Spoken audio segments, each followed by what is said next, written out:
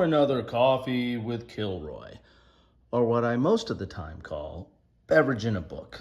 My beverage, well, I'm having some coffee today. And the book today is The Attack on Pearl Harbor, an interactive history adventure. This is a choose your own adventure book, predominantly targeted towards younger people, to children. I don't really know what the age is on this, but it is relatively easy to read and again, targeted to, I would say, grade school, maybe possibly middle school, that kind of age group. This has 3 story paths, 51 choices, and 19 endings. So how about that? So I thought, since today is Pearl Harbor, December 7th, and I've covered a lot of, I've covered Pearl Harbor on my channel a few times in my history of being, having a YouTube channel. So I thought I'd do something a little bit different and share this with you. Let's do an interactive adventure, and I'm going to be doing some reading today because, you know, I got my coffee and I can wet my whistle and do some reading. But I thought I'd do this as a little bit interactive. I'll put links to some of my other coverage of Pearl Harbor. I normally kind of covered it in games or in, I believe I've done a Tales of War on that as well. So yeah. Let's do something a little bit different today. So let's get into this and see what we have here. Attack on Pearl Harbor. You choose. This is a revised edition. So let's go here and get the setup. About your adventure. You are living in the early 1940s. Much of the world is at war. The United States hopes to stay out of it, but Americans keep a close eye on the events in Europe and Japan. When efforts to keep peace fail, whose side will you choose? In this book, you'll explore how choices people made meant the difference between life and death. The events you experience happen to real people. Chapter 1 sets the scene. Then you choose which path to read. Follow the directions at the bottom of each page. The choices you make will change your outcome. After you finish one path, go back and read the others for new perspectives and more adventures. Look at that. So here, let's go a little bit closer so you guys can read along too. A world at war. It is November 1941 and the world is at war. The fighting started in 1930s as powerful leaders dreamed of expanding their empires. Now the leaders of Japan, Italy, and Germany have signed an agreement to help each other reach their goals. Together, these countries are called the Axis powers. Most of the world is focused on fighting in Europe. In 1939, German ruler Adolf Hitler invaded Poland. Since then, Denmark, Norway, Luxembourg, and France have fallen to Germany. There's a map of Pearl Harbor. There is Ford Island. And if you look at my banner picture, that is Ford Island, and that is a painting that I saw in Japan, and it's dated December 8th. So that's, I'm always looking at different perspectives because I found that to be a very interesting perspective. You know, just never thought of it from the Japanese point of view that way. Anyway, small thing. But before there was war in Europe, there was war in Asia. In Japan, military leaders want more land and more natural resources. In 1931, they took control of the Chinese region of Manchuria. In 1937, they attacked China. Now they occupy most of eastern China. Japanese leaders talk of bringing all of Asia under their control. Meanwhile, the United States hopes to avoid fighting. Instead of soldiers, U.S. President Franklin Delano Roosevelt sent money to Great Britain. He cuts off trade with Japan. By early 1941, the situation is desperate. War is coming. You just don't know when or where. Then on the morning of December 7th, 1941, something happened that will change the course of the war, and you'll find yourself in the middle of it. So here we are.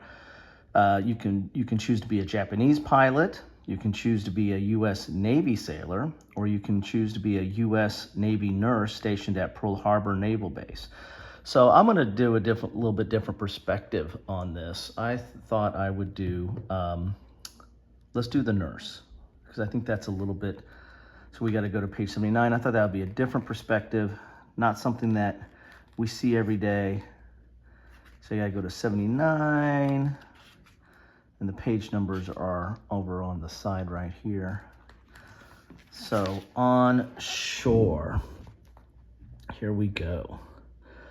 So on shore, after finishing nursing school, you joined the military. You liked the ideal of being able to travel and see the world. You couldn't believe your luck when your first assignment was at a base in Hawaii. Hawaii turns out to be as beautiful and interesting as you thought it would be. The only thing that spoils your enjoyment of your new home is talk of war. Today, war is far from your mind. It's a gorgeous Sunday morning, December 7th. You have a rare day off. You're making coffee when you hear a strange noise. You look out your window and see a large fleet of planes flying fast and low over your house. Someone should report these guys, you think. Pilots shouldn't disturb people on a Sunday. Then you notice the red sun symbol on the planes. They aren't our boys, you say out loud. Before you have time to think, you hear the sounds of bombs exploding in the distance. You run outside. The first column of black smoke rises from the harbor.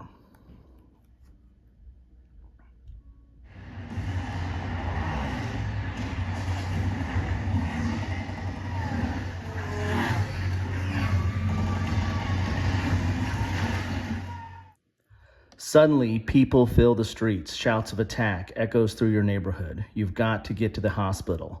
There will be wounded people and every nurse will be needed. You rush to your house and quickly change into your white nurse's uniform. Then you run back into the street, hoping you can find a ride to the hospital. A car screeches to a stop in front of you. It's one of your neighbors. He's a medic at one of the field hospitals. Please take me to the hospital, you cry. Okay, the man replies, but they also need help at the docks with the wounded men coming off the boats. I'm headed to the harbor. You hesitate. You know you'll be needed at the hospital, but you might be of help at the harbor too. So now we get to make a decision here.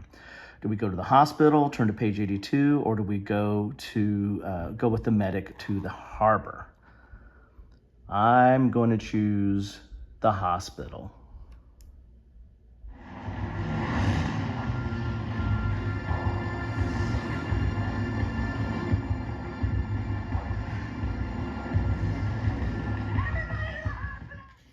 So we turn to page 82. I need to get to the hospital, you shout as you jump in the car. Your neighbor nods. It's not far to the hospital, but the driver seems to take forever. Smoke and the smell of burning debris fill the air. At the hospital, you jump out of the car. Good luck, you call to your neighbor as he speeds away towards the harbor. You can hear a loud rumble of planes overhead and the crash of bombs as they hit their targets. You run into the hospital.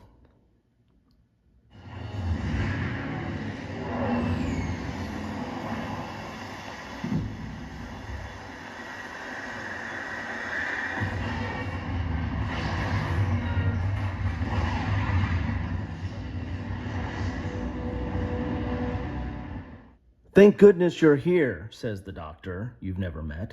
Many doctors and nurses are away at a meeting. We're short-staffed. What can I do, you ask, looking around. Several first aid stations are being set up near the ships, he says, looking worried. They're going to fix up the less serious injuries, but the badly injured patients will need to come here. We need people to drive them. It seems that you're needed elsewhere. You can be useful either at the shore or at the hospital. Which do you decide? So we get to make a decision here to volunteer to drive to the injured, turn to page 86, or to stay at the hospital. I am going to stay at the hospital.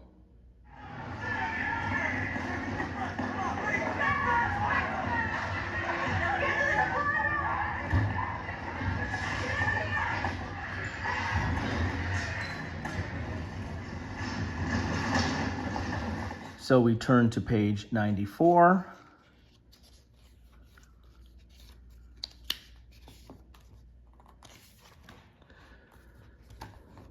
The hospital overflows with injured men. You barely have time to wash your hands before you're called to help. Most of the men have been terribly burned by the fires on the ships. You and the other nurses bandage their wounds and give them medicine to ease their pain. Cots are quickly set up in the hallways, and soon they are filled too.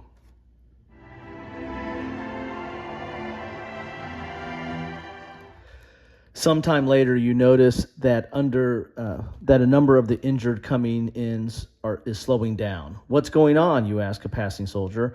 Attack is long over, he replies. They came in 2 waves. The first one pretty much destroyed our battleships and planes. We managed to get a few shots when they came back an hour later. You spend the rest of the day caring for the injured and the dying. As you wash the face of a young sailor, he wakes up and looks at you. Where are Jim and Billy, he asks. I don't know, you're forced to say. What happened to you? Turn the page here. The sailor looks away. We were on the Oklahoma, he says. Never saw so much smoke and fire in my life. Jimmy and Billy were trapped in the deck below. Some of the other guys and I tried to open the hatch, but it wouldn't budge. Then everything went dark. Both your legs are broken, but you'll be fine, you tell him. The man's eyes fills with tears. As you leave him, you hope he'll find his friend someday, but you know he probably won't. By nightfall, you're exhausted. After a few hours of rest, you're back at work. Someone turns on a radio. You hear President Roosevelt's declaration of war. The news is terrifying, but you're glad the United States is going to defend itself against this terrible attack. You receive orders to remain at Pearl Harbor for now. There is talk that the Japanese might try to invade, so you'll be needed here. The world has changed, and you don't know what will happen next. Nobody does. The end. So that's that one path. To follow another path, turn to page 9. If you want to read the conclusion, go to 101. So I'm going to go to 101. Remember Pearl Harbor. Remember Pearl Harbor.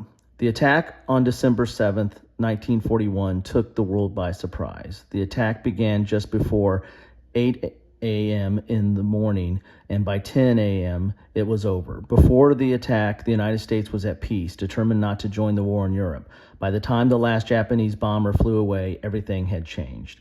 The next day, December 8th, President Roosevelt delivered one of his most famous speeches. He called December 7th a date which will live in infamy.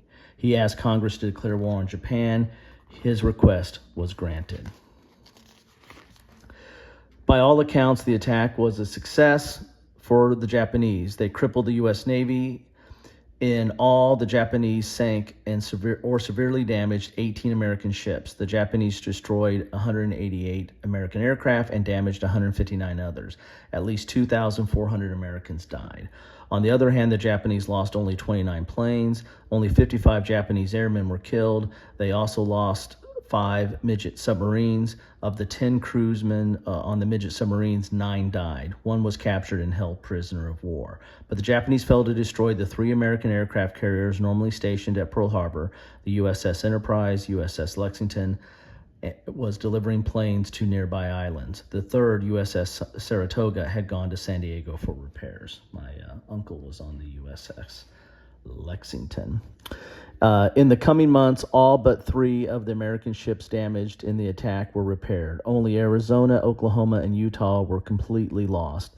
In just a year, the U.S. fleet was back to its full strength. The Pearl Harbor attack united the American people against Japan and the Axis powers. The United States joined with the Soviet Union, Great Britain, and other European countries to form the Allied forces. Together, they faced the huge Axis armors in both Europe and South Pacific. At home, Americans were afraid. Many cities enforced blackouts at night to avoid the enemy bombing. Thousands of Japanese Americans on the West Coast were removed from their homes, internment.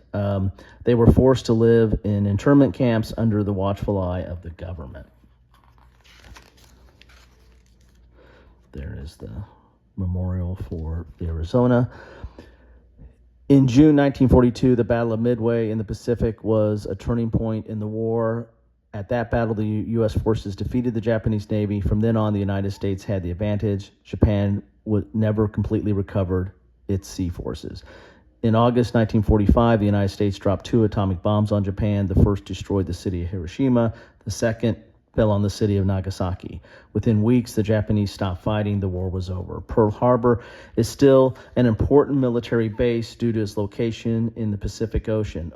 Almost from the day of the attack, people wanted to create a memorial to the people who died at Pearl Harbor. In 1962, former President Dwight Eisenhower dedicated the Arizona Memorial. It was built on the water above the wreckage of the Arizona, which can still be seen today. Then you have a timeline in this book, so a little bit of reference and some other places to explore and to read more. So there you have it. That is the attack on Pearl Harbor. A little bit of an interactive history today on the anniversary of Pearl Harbor. Thanks for stopping by. Thanks for joining us with me. Let me know if you like this or if I should stay away from doing these in the future. There's a lot of reading, but yeah, I had fun with it. I hope you did too. This is a solemn day that we should always remember what took place and the sacrifices that were made. Thanks for sharing it with me.